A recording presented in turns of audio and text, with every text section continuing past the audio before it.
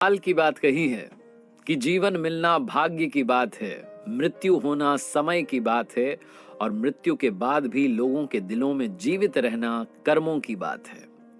नमस्ते दोस्तों, मैं हूं आरजे कार्तिक। एक डॉक्टर साहब अपने अस्पताल में दौड़े चले आ रहे थे, जितनी स्पीड में चल सकते थे भागे चले आ रहे थे।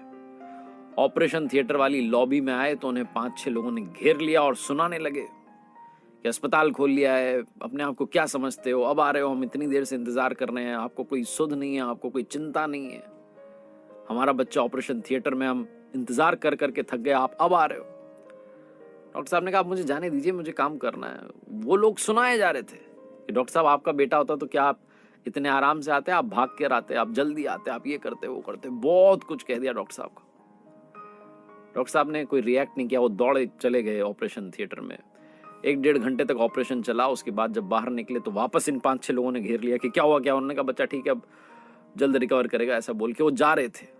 फिर उनसे सवाल करने लगे, कब डिस्चार्ज होगा, ये होगा। डॉक्टर साहब ने कहा, अब ये सारे सवाल आप नर्स से पूछ लीजिएगा, मुझे जाने दीजिए। और जिस स्पीड से आए थे उससे 2 गुनी स्पीड से वो निकल गए। ये जो 5-6 लोग थे उस बच्चे के घर से, माता पिता चाचा मामा, उनको लगने लगा कैसा घमंडी डॉक्टर है, बात तक करने की तमीज नहीं है।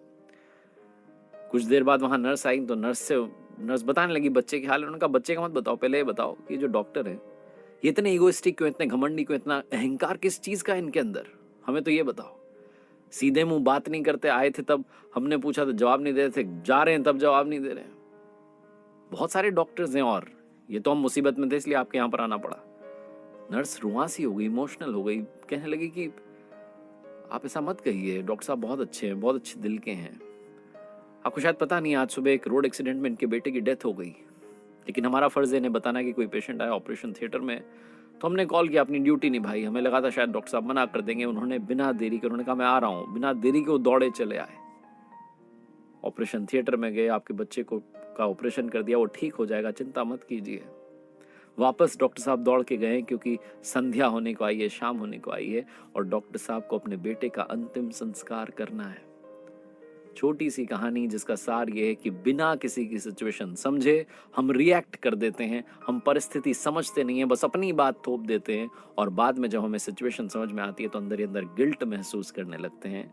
इसलिए जीवन में कभी भी किसी की भी सिचुएशन जाने बगैर कोई भी टीका टिप्पणी कमेंट मत कीजिएगा। एक बार फिर से वही बात जो अक्सर आपसे कहता हूं, अच्छा बनिए, बेहतर बनिए, बेहतरीन बनने का प्रयास कीजिए जीवन में, कर दिखाइए कुछ ऐसा कि दुनिया करना चाहे सिर्फ आपके जैसा।